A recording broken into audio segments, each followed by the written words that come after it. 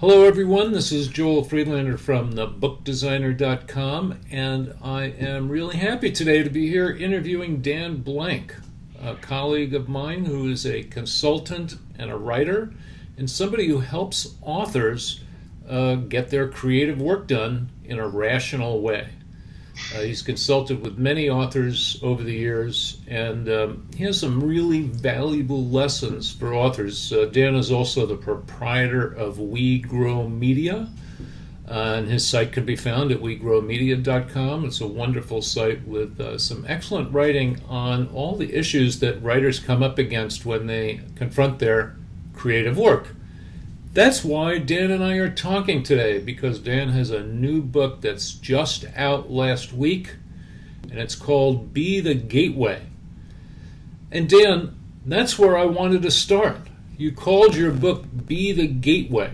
Now, we are all familiar with the whole idea of the gatekeepers. Who are the new gatekeepers? Are the authors the gatekeepers? Are the readers the gatekeepers? So why did you pick that, and what exactly do you mean? What are you trying to communicate about Be the Gateway? So first, it's lovely to be here. I always love chatting with you. So many authors and creative professionals I talk to are overwhelmed with this idea of marketing and social media and the endless list of things they're told they have to do to get a book deal, to self-publish, to get an audience. The gateway concept is one I came up with last summer in a really off-the-cuff video I did for a mastermind group I run.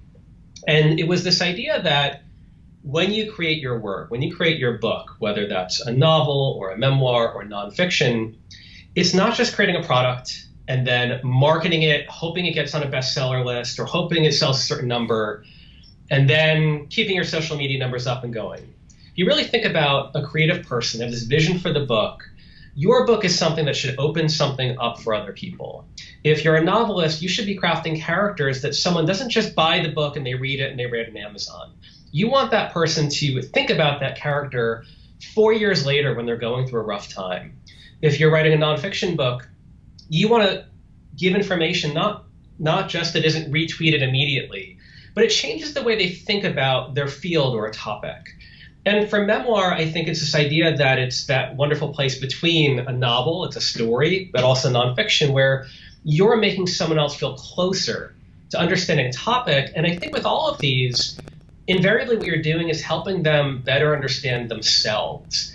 And the idea of a gateway is that this is what creative work does. I love all of those little metrics, all those things about newsletters and blogs and all that stuff. But I think that where people feel unfulfilled in the idea of how they share their creative work, to me, the gateway is the solution to that. It's really thinking about it in a long-term way about what is the effect you're having on other people. That's very aspirational, Dan. I mean, the idea that you could write something that would persist in people's minds and hearts for years, I mean, that's really a big aspiration in a sense. So the gateway.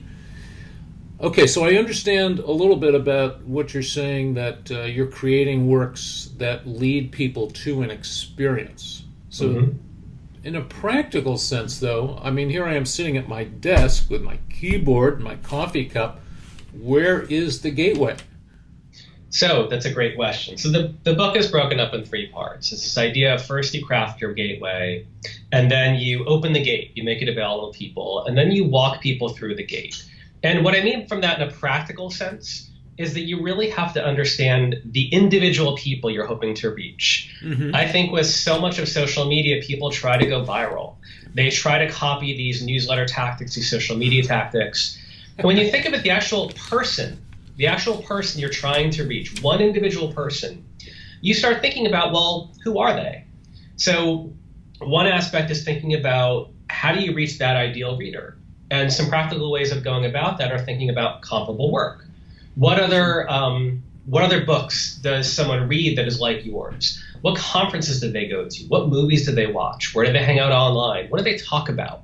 It's this idea of first understanding that landscape of where people are. And when you're crafting your gateway, it's not a business card or a website. Those could be components of it. What you're really trying to do is understand, why do people read this kind of book? What is the narrative going on in their head? Why do they read thriller after thriller or romance after romance? What is that thing they keep going back for? Because that thing is not just, oh, it's entertaining. It's entertaining, but there's something about how they view the world, what they like to experience, and how they view themselves. And when you go out practically and start doing that, you start understanding the language that they speak. Mm-hmm. So one exercise I'll have people do is this idea of finding comps, not just to understand the market, but to go on to something like the Amazon reviews for these other books. And what you're seeing there is the voice of the reader. And every time I do an analysis like this, what I'm finding is, what are the words that the reader uses again and again? Mm-hmm. And Amazon's great because you've got that little search field for the reviews, which I think is genius and underutilized. Because this is literally what readers are saying they loved. And it allows you to really not just think about how you can use that for how you talk about your book, how you title it, how you describe it. When you go to a conference or you go to a bookstore, how you talk about, what you say to that person. Mm-hmm. You're understanding it in terms of, this is why it resonates. This is that connection that it's making. It's not just, oh, I wrote a thriller. People just want to be entertained. They like explosions.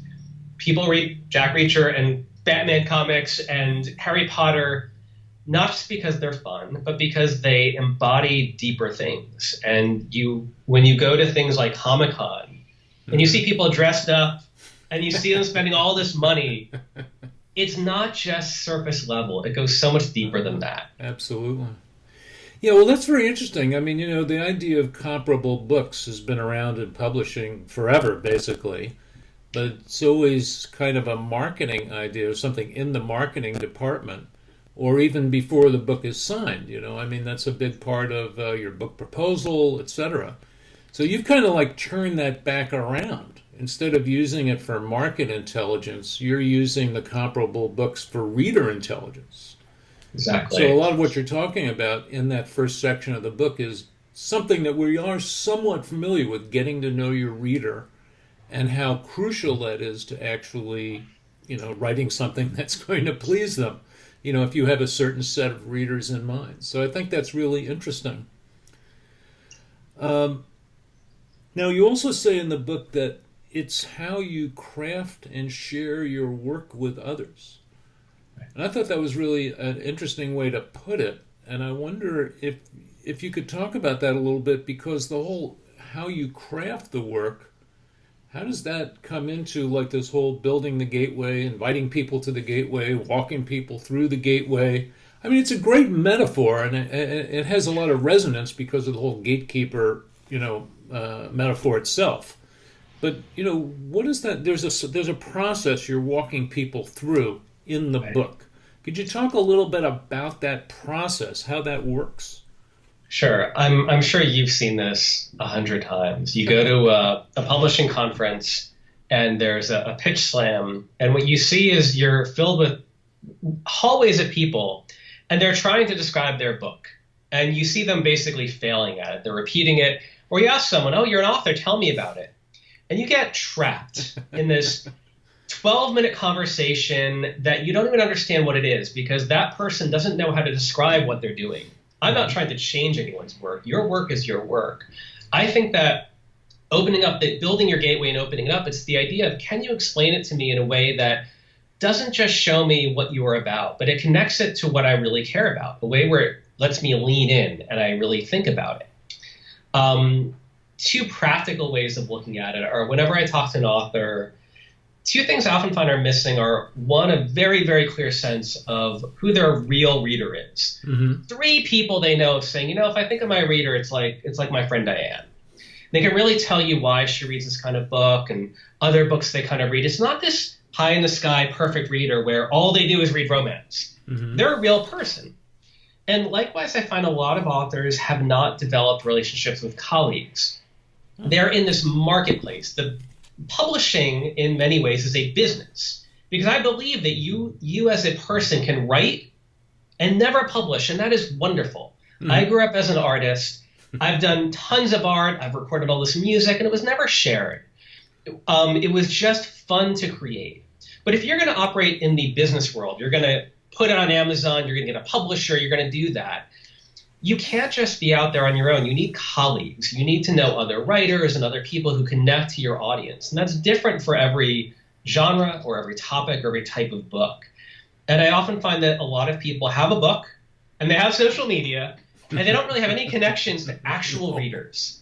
And they don't have any connection to actual colleagues who exist in this marketplace. So a lot of what I talk about, especially in the second part of the book, is really this idea of treating this like a profession. Of you would never have a job opening an Italian restaurant or being a carpenter or setting up a mortgage business with no colleagues and no customers and just say, I've got this great idea and I got a Twitter account and a website, I'm good.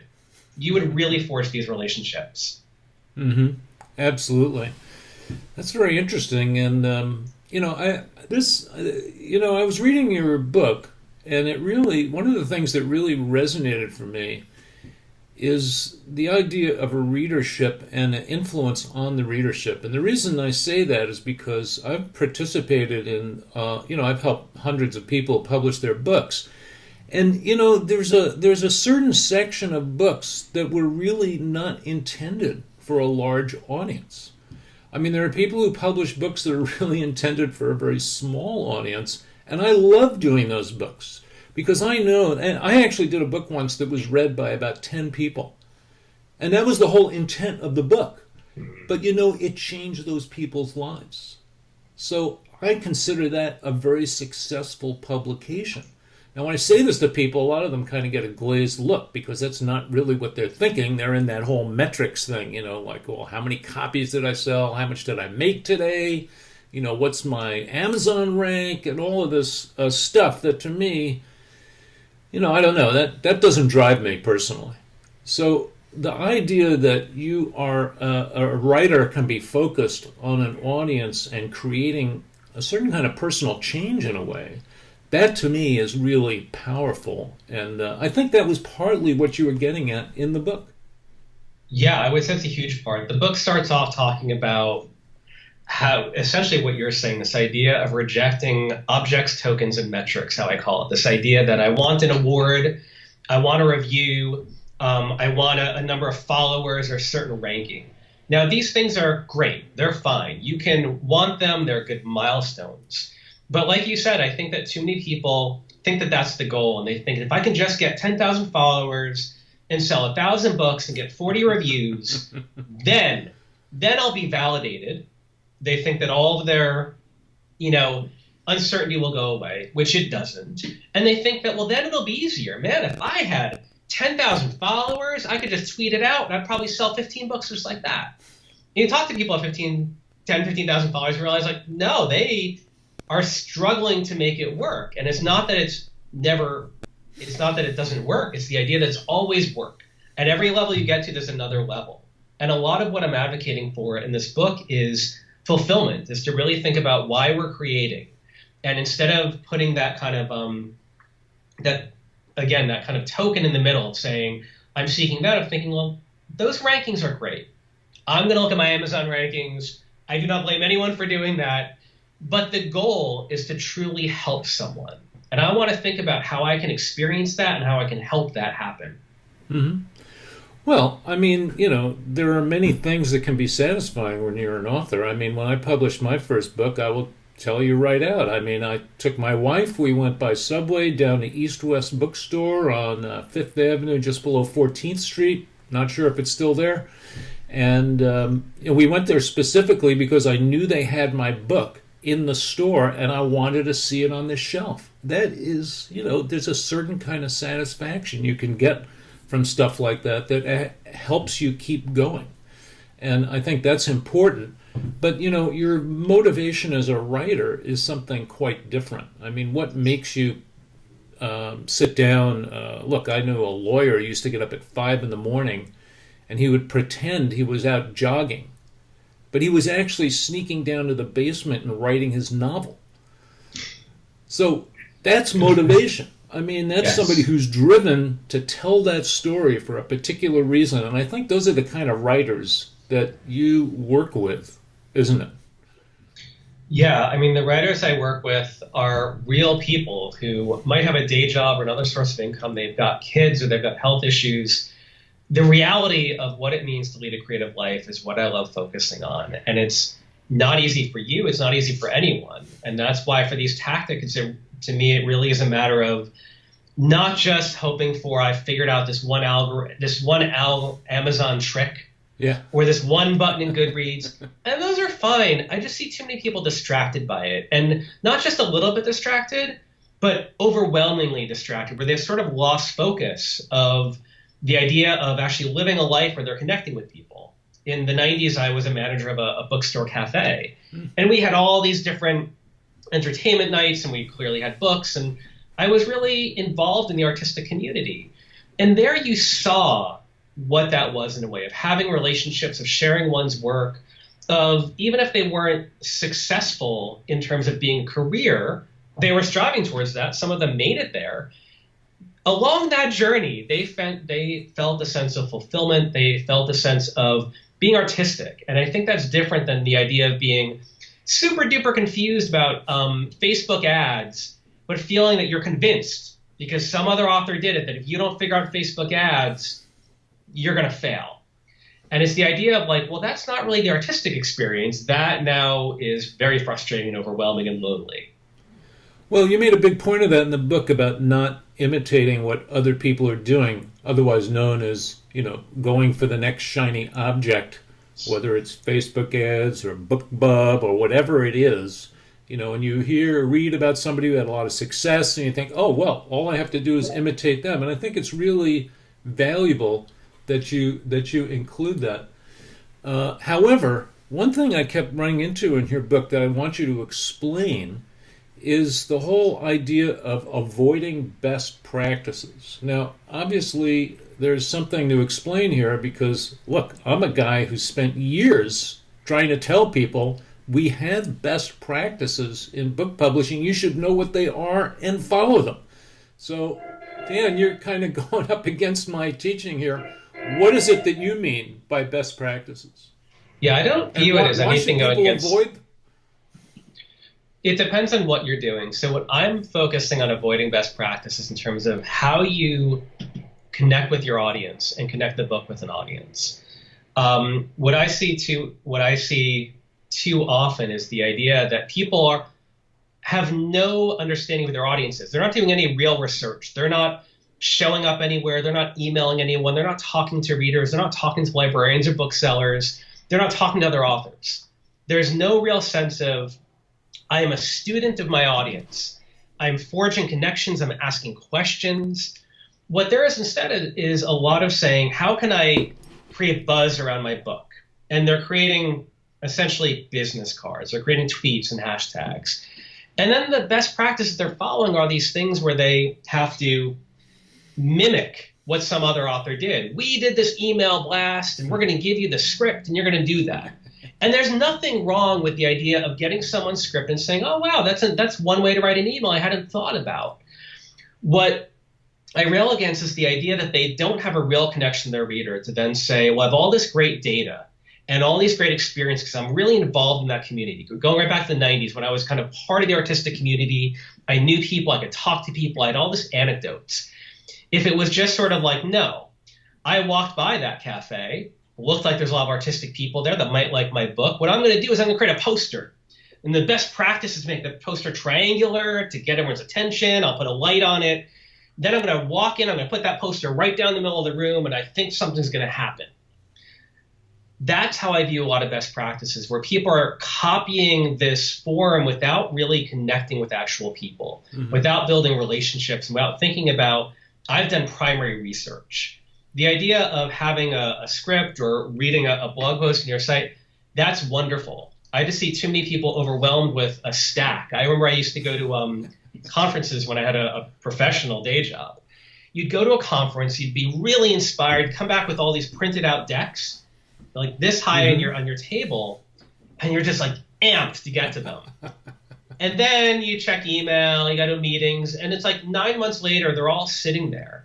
And you still want to get to them, but you're overwhelmed. You don't really have that drive to do that. So that's what I mean by best practices. Clearly, there are some things like how do you build a porch? How do you design a book? Mm-hmm. Where best practices are essential because it is a craft. Well, thank you for rescuing my best practices mantra. I really appreciate that. I'd like to talk a little bit about the actual publishing of the book, because, if somebody had said to me, hey, Dan Blank's publishing a book, my first question would have been, which publisher is publishing it? Because you've been, working with big publishers for many years. You've consulted with them. They're authors. Many of the authors you work with are traditionally published. So I would just kind of assume that you would kind of get a contract from somebody and publish your book. But no, you decided to self-publish it. Why did you do that? So 2 years back, I decided to write a book, and I was very excited about this. I wanted it to be a big book. Mm-hmm. I wanted to get a really good agent, get a really good publisher. So I spent a few months writing, and I wrote 85,000 words. I did all this research, doing interview after interview, collecting everything. And this was the book I was like, I really want this to be unique and different and big. And what I found was that project was crushed under its own weight. Mm-hmm. Those 85,000 words were all in the wrong order. And it became so big, my expectations became so big, that it became impossible to manipulate it and also live my life. Mm-hmm. So it kind of kept getting pushed to the side. In the middle of last year, this gateway concept came up. I did a video. I got a lot of great reaction. I wrote a blog post, got a lot of great reaction. People started saying the word gateway back to me. And I said, I still want to write a book. And what if I trick myself? One thing I'm very good at is I have enough control. And I know there's no such thing as control, but just bear with me. If I had enough control over a creative project, I usually do pretty good. I'm pretty self-sufficient. I can bring people together. I'm very regimented in my schedule. Let me just take this concept. I know people let me expand it into a little book. I'll self-publish it. Let me just get that done where I'm really doing something bigger than a blog post. And I started doing that. And what I found was that every day I was writing every single morning at 5:30 at Starbucks. I started working with a friend of mine who's a book coach, and she started kind of helping me really construct that. I brought in a launch team of people to start giving me feedback on that.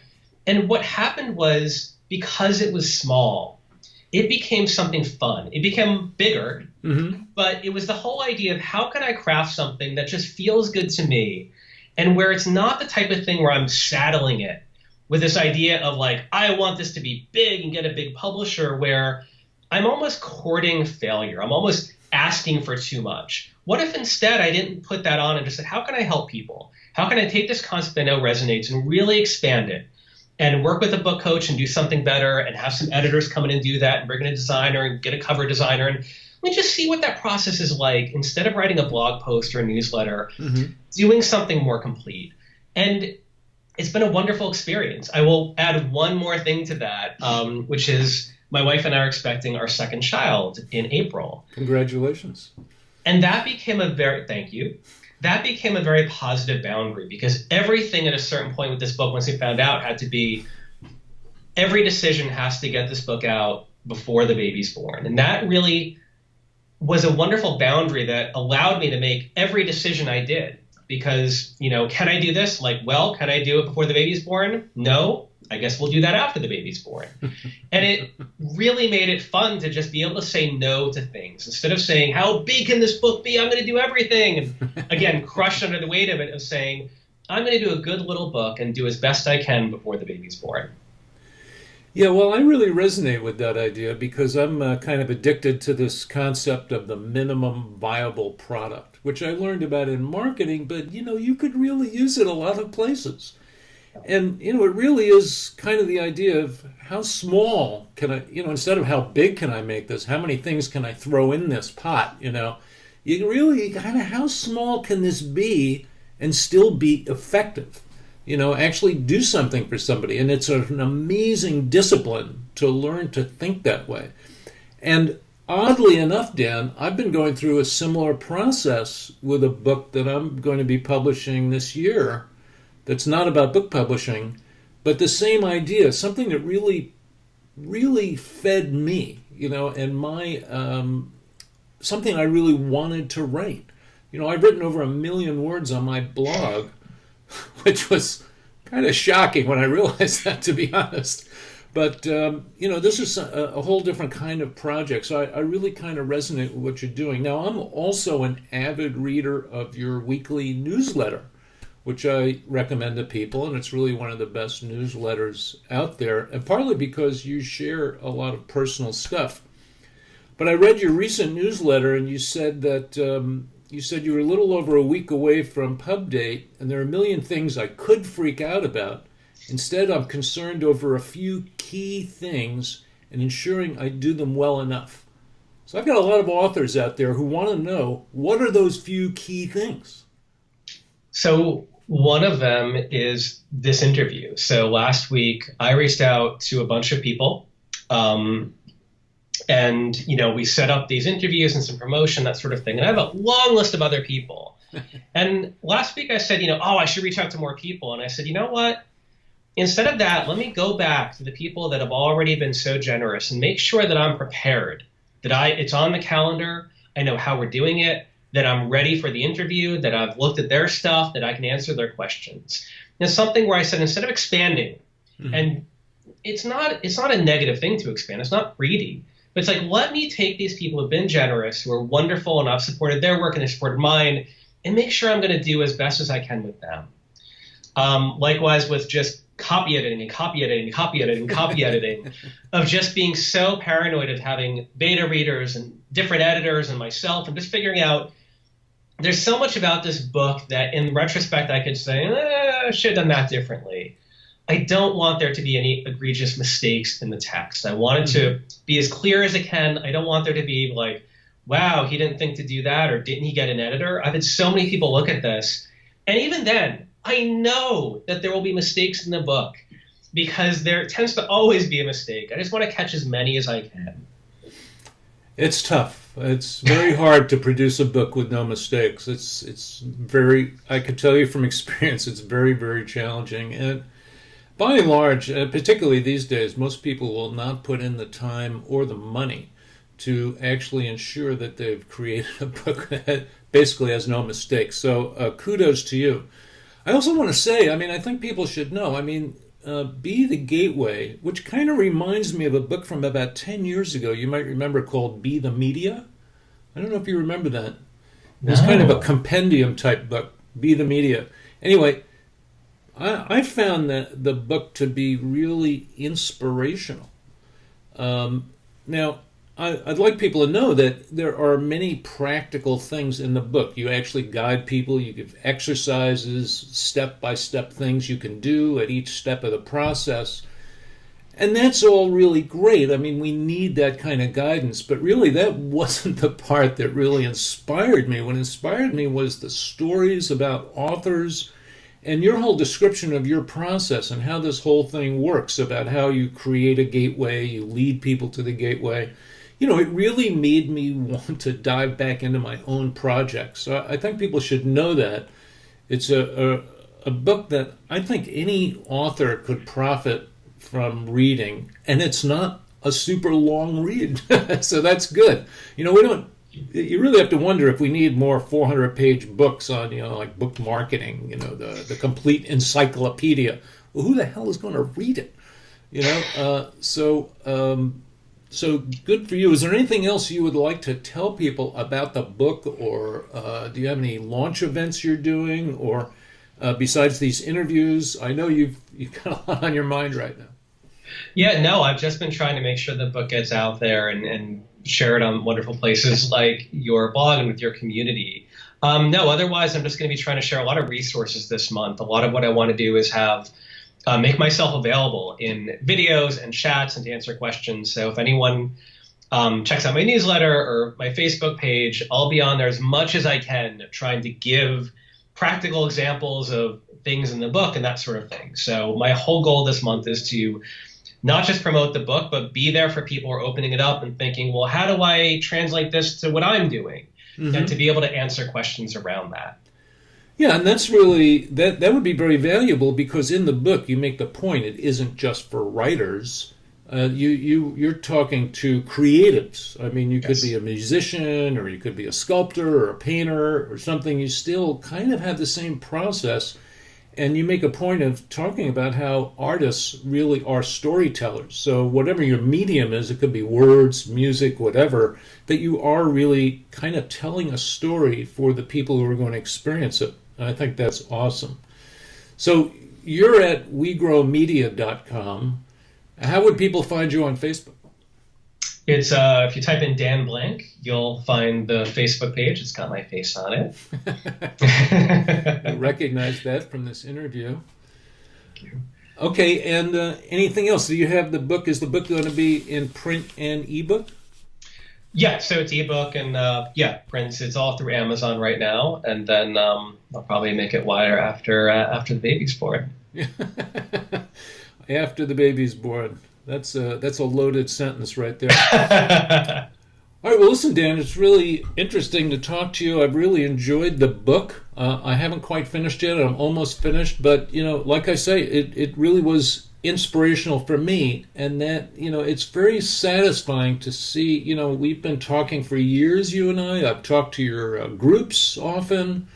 And it's very exciting for me when somebody with your kind of expertise and the way you've spent years and years talking to authors and other creatives to actually put something out there to encapsulate your expertise and to offer it to people. That is the basic reason I love publishing. So exactly because of what you're doing. So kudos to you. I really want to wish you the best of luck with the book. And we'll be featuring it on the blog. Thanks for taking your time today. And it's been really great talking to you. Thank you. I really appreciate it.